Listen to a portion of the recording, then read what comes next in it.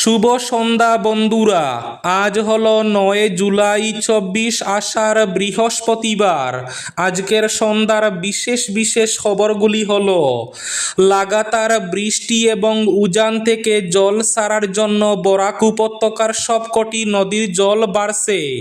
করিমগঞ্জের লঙ্গাই নদীর জল এবং সিংলা নদীর জল বিপদসীমা অতিক্রম করেছে। কাটাখাল নদীর জলও দ্রুত গতিতে বাড়ছে। এদিকে আগামী 13 জুলাই পর্যন্ত রাজ্যের বিভিন্ন প্রান্তে মুষলধারে বৃষ্টির পূর্বাভাস। অবশেষে বিজেপিতে যোগ দিলেন সুস্মিতা দেব। এনআরসি দুর্নীতির ফাইল খুলল ইডি। এনআরসি ফের যাচাই হোক, পরে জনগণনা। জাতীয় নাগরিকপঞ্জি অর্থাৎ এনআরসি পুনর্যাচাই সম্পন্ন না হওয়া পর্যন্ত অসমের জনগণনার তথ্য প্রকাশ স্থগিত রাখার জন্য প্রাক্তন রাজ্য সমন্বয়ক হিতেশ দেব শর্মার আবেদন। বন্যার ক্ষয়ক্ষতি খতিয়ে দেখতে কেন্দ্রীয় দল। কাছাড় সহ 6 জেলায় সরেজমিনে সমীক্ষা। রেলের নতুন নিয়ম, হোয়াটসঅ্যাপে বা টিকিটের স্ক্রিনশট দেখালেও দিতে হবে জরিমানা। নদীতে মাছ নয়, নদীতে মিলছে গ্যাস সিলিন্ডার। চোখের নিমেষে বেসে গেল 3000 গ্যাস সিলিন্ডার। হাইলাকান্দিতে পুলিশ জওয়ানের বিরুদ্ধে চাঞ্চল্যকর অভিযোগ। স্ত্রীকে নির্যাতন ও বেআইনি দ্বিতীয় বিয়ে। হাইলাকান্দিতে কাঠগড়ায় পুলিশ জওয়ান। বিস্তারিত থাকবে প্রতিবেদনে। শীঘ্রই গুমরা সেতু দিয়ে পুরোদমে শুরু হচ্ছে যান চলাচল। আগামীকাল অর্থাৎ 10 জুলাই থেকে ছোট গাড়ির জন্য খুলছে গুমরা সেতু। পারিবারিক বিবাদের জেরে হাইলাকান্দিতে এক গৃহবধূকে হত্যার অভিযোগে তীব্র চাঞ্চল্য। এবং শেষ খবরটি, হাইলাকান্দিতে বিজ্ঞান ও বাণিজ্য বিভাগ চালুর দাবিতে শিক্ষামন্ত্রীর দ্বারস্থ বিধায়ক মিলন দাস। তাহলে বিস্তারিত খবরে যাওয়ার আগে অবশ্যই ভিডিওটিতে একটি লাইক করে চ্যানেলটি সাবস্ক্রাইব করে পাশের বেল আইকনটি বাজিয়ে রাখবেন এবং ফেসবুক পেজটি ফলো করে ভিডিওটি অবশ্যই শেয়ার করবেন যাতে সঠিক তথ্যগুলো সবার কাছে পৌঁছাতে পারে। এবার শুনুন আজকের খবরগুলির বিস্তারিত। প্রথম খবর, উজান থেকে জল সারার জন্য এবং লাগাতার বৃষ্টির জন্য বরাক উপত্যকার সবকটি নদীর জল বাড়ছে। ইতিমধ্যে লঙ্গাই নদী এবং সিংলা নদীর জল বিপদসীমা অতিক্রম করেছে। বরাক নদীর জলও দ্রুত গতিতে বাড়ছে। কুশিয়ারা নদীর জলও দ্রুত গতিতে বাড়ছে। করিমগঞ্জে লঙ্গাই নদীর জল বিপদসীমার উপরে এবং সিংলা নদীর জলও বিপদসীমার উপরে। এদিকে কাটাখাল নদীর জলও দ্রুত গতিতে বাড়ছে। খুব শীঘ্রই কাটাখাল নদীর জলও বিপদসীমা অতিক্রম করবে। নদী তীরবর্তী এলাকার বাসিন্দাদের সতর্ক থাকার অনুরোধ জানানো হয়েছে। মাটিজুড়ি কাটাখাল নদীর জল দ্রুত গতিতে বৃদ্ধি পাচ্ছে। এদিকে আগামী 13 জুলাই পর্যন্ত রাজ্যে ব্যাপক বৃষ্টিপাতের পূর্বাভাস। আগামী 13 জুলাই পর্যন্ত রাজ্যের বিভিন্ন প্রান্তে ইয়েলো অ্যালার্ট জারি করা হয়েছে। মাছ নয়, নদীতে মিলছে গ্যাস সিলিন্ডার। একটানা বৃষ্টিতে জলের তোরে ভেসে গেল প্রায় 3000 রান্নার গ্যাস সিলিন্ডার। ঘটনাটি ঘটেছে মহারাষ্ট্রের রায়গড় জেলায়। জানা গিয়েছে, রায়গড়ের পানবেল তালুকের চাবানে গ্রামে রয়েছে এইচপিসিএল এর পাতালগঙ্গা এলপিজি বটলিং প্লান্ট। ভারী বৃষ্টির জেরে এলপিজি প্লান্টে বন্যার জল ঢুকে পড়ে, আর তাতেই ঘটে যায় বিপত্তি। বেশে যাওয়া সিলিন্ডারগুলির মধ্যে যেমন ভরা সিলিন্ডার রয়েছে তেমনি রয়েছে খালি সিলিন্ডারও। এই বিষয়ে জেলা শাসক বলেন, বেশে যাওয়া সিলিন্ডারগুলির ভেতরে গ্যাস আছে কিনা বা সেগুলি কি অবস্থায় রয়েছে তা একেবারে অনিশ্চিত। কৌতূহলবশত হোক বা ব্যবহারের উদ্দেশ্যে এই সিলিন্ডারগুলি খোলা বা বাড়িতে নিয়ে যাওয়া অত্যন্ত বিপজ্জনক হতে পারে। প্রাণহানি বা বড় ধরনের বিস্ফোরণ ঘটার সম্ভাবনা উড়িয়ে দেওয়া যাচ্ছে না। এই ঘটনার পরেই এলাকা জুড়ে সতর্কতা জারি করেছে জেলা প্রশাসন। জেলা শাসক কিষান জাওয়ালে স্থানীয় বাসিন্দাদের উদ্দেশ্যে কড়া বার্তা দিয়ে জানিয়েছেন, নদী তীরবর্তী বা নিচু এলাকায় যদি কোনো সিলিন্ডার ভেসে আসতে দেখা যায় তবে কেউ যেন তা স্পর্শ না করেন বা বাড়িতে না নিয়ে যান। আগামীকাল 10 জুলাই থেকে ছোট গাড়ির জন্য খুলছে গুমরা সেতু। দরা দেওয়া ফাটল 6 নম্বর বদরপুর জুয়াই জাতীয় সড়কের গুমরা সেতুর জরুরি মেরামতের কাজ অবশেষে সম্পন্ন হয়েছে। সব কিছু ঠিকঠাক থাকলে আগামীকাল অর্থাৎ 10 জুলাই থেকে এই সেতু দিয়ে হালকা এবং ছোট যানবাহন চলাচল শুরু হওয়ার প্রবল সম্ভাবনা রয়েছে। এর কয়েকদিন পর পরিস্থিতি খতিয়ে দেখে পর্যায়ক্রমে ভারী যানবাহন চলাচলের অনুমতি দেওয়া হবে।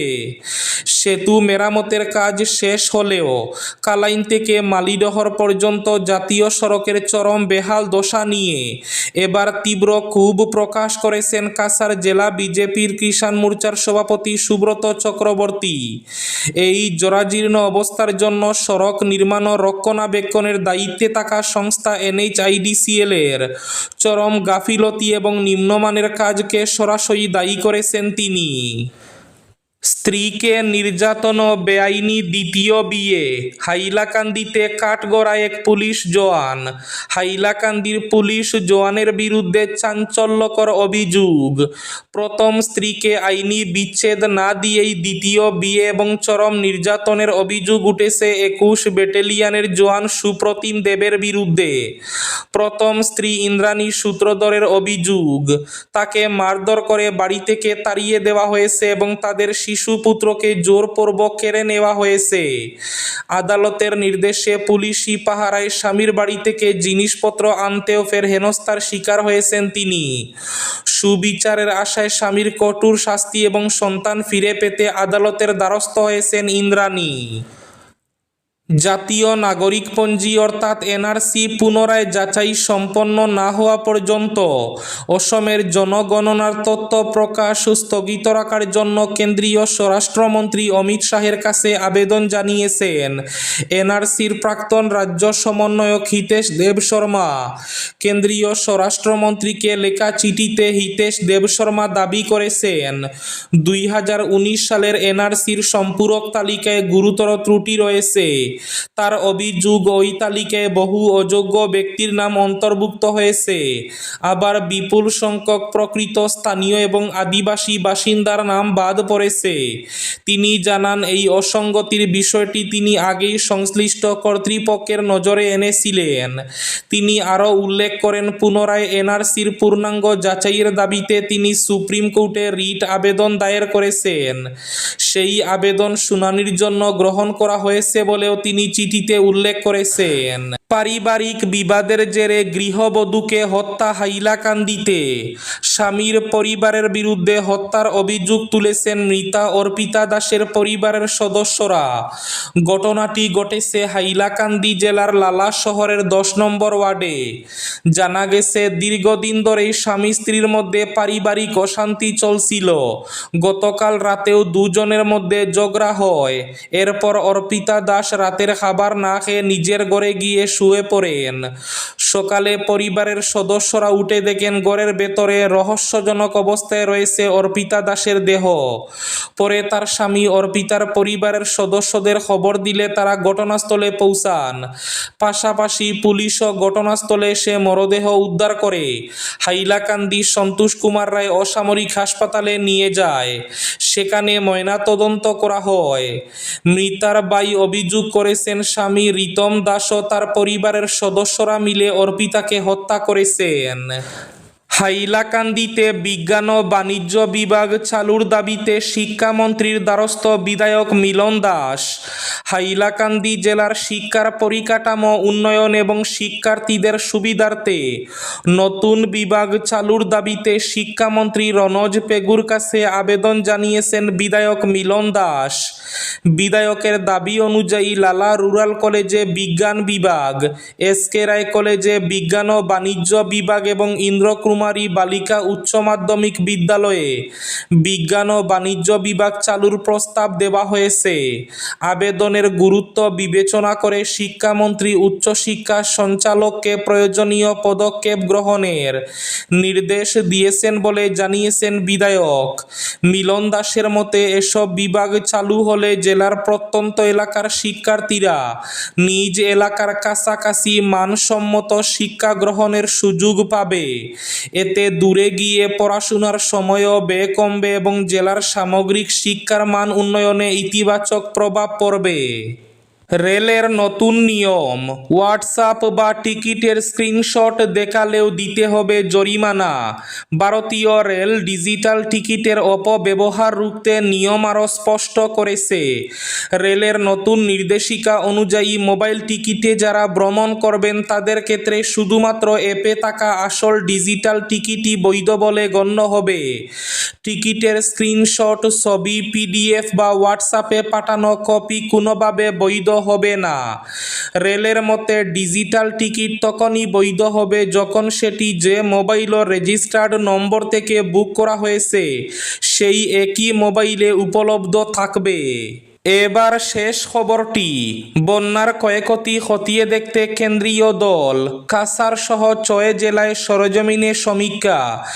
এবছর অরুণাচল প্রদেশের ভয়ানক বন্যার প্রভাব পড়েছে অসমের বিভিন্ন এলাকায় এবং একই সঙ্গে প্রবল বৃষ্টিপাতে বহু জায়গায় বিস্তর ক্ষতি হয়েছে। পাশাপাশি কৃত্রিম বন্যায় ভুগছে গৌহাটি নগর। বন্যা পরিস্থিতির মধ্যেই মুখ্যমন্ত্রী হিমন্ত বিশ্ব শর্মাকে ফোন করে পাশে থাকার আশ্বাস দিয়েছিলেন স্বরাষ্ট্রমন্ত্রী অমিত শাহ। এরপর দুই কেন্দ্রীয় মন্ত্রী ক্ষতিগ্রস্ত এলাকা পরিদর্শন করেন। এবার বন্যায় হওয়া ক্ষতিকর সরেজমিনে মূল্যায়ন করতে কেন্দ্রের ৬ সদস্যের এক উচ্চ পর্যায়ের প্রতিনিধি দল অসমে এসেছে। বিশেষ দলটি বুধবার গৌহাটিতে পৌঁছায় এবং প্রতিনিধিরা ১১ জুলাই পর্যন্ত রাজ্যের ৬টি বন্যা কবলিত জেলা পরিদর্শন করে ক্ষয়ক্ষতির বিস্তারিত মূল্যায়ন করবেন। ২০২৫ সালের বন্যা এবং ২০২৬ সালে এ পর্যন্ত হওয়া বন্যার ক্ষয়ক্ষতির উপর ভিত্তি করে দলটি কেন্দ্রের কাছে একটি বিস্তারিত রিপোর্ট জমা দেবে।